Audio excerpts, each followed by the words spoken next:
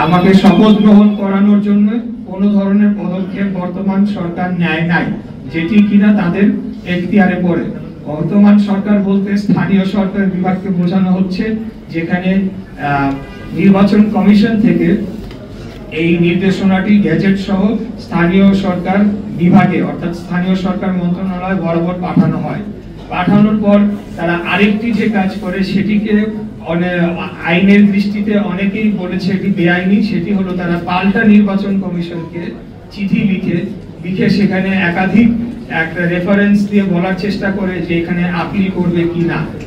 অথচ নির্বাচন কমিশন কিন্তু তার যে আইনজীবী প্যানেল রয়েছে, তার যে বিজ্ঞ আইনজীবীরা রয়েছেন এবং তার যে প্রক্রিয়া রয়েছে, সেটি সম্পন্ন করে পূর্ণাঙ্গ কমিশন মিলেই কিন্তু সিদ্ধান্ত দিয়ে গ্যাজেট প্রকাশ করে ফেলেছে।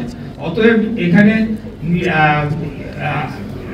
স্থানীয় সরকার মন্ত্রণালয় কি নির্বাচন কমিশনকে অলমোস্ট নির্দেশনা দিতে পারে কিনা, সেই বিষয়টি এখন প্রশ্নে চলে এসেছে।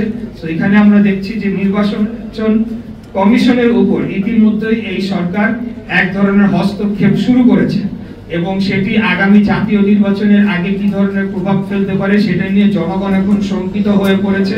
এদের এই বর্তমান যে অন্তর্বর্তীকালীন সরকারের যে উপদেষ্টা পরিষদ রয়েছে, এই উপদেষ্টা পরিষদের অধীনে একটি সঠিক, সুস্থ, নিরপেক্ষ জাতীয় নির্বাচন অনুষ্ঠিত হতে পারে কিনা সেটা নিয়ে জনমনে এখন শুধু সন্দেহ না, তারা এখন স্পষ্টতই দেখতে পাচ্ছে এটি সম্ভব নয়।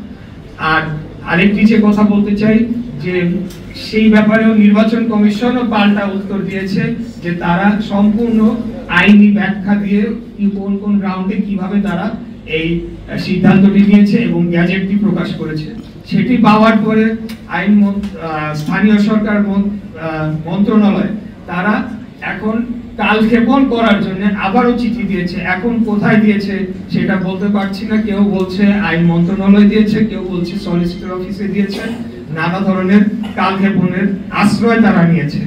এটির মধ্যে দিয়ে স্পষ্টতই বোঝা যায় যে একটি সরকারের ভেতর একটি সরকার রয়েছে যারা এখন দলীয় আচরণ করছে, তারা একটি বিশেষ দলকে সুবিধা দেওয়ার জন্য তাদের পলিসি অনুযায়ী তারা কাজ করে চলেছে।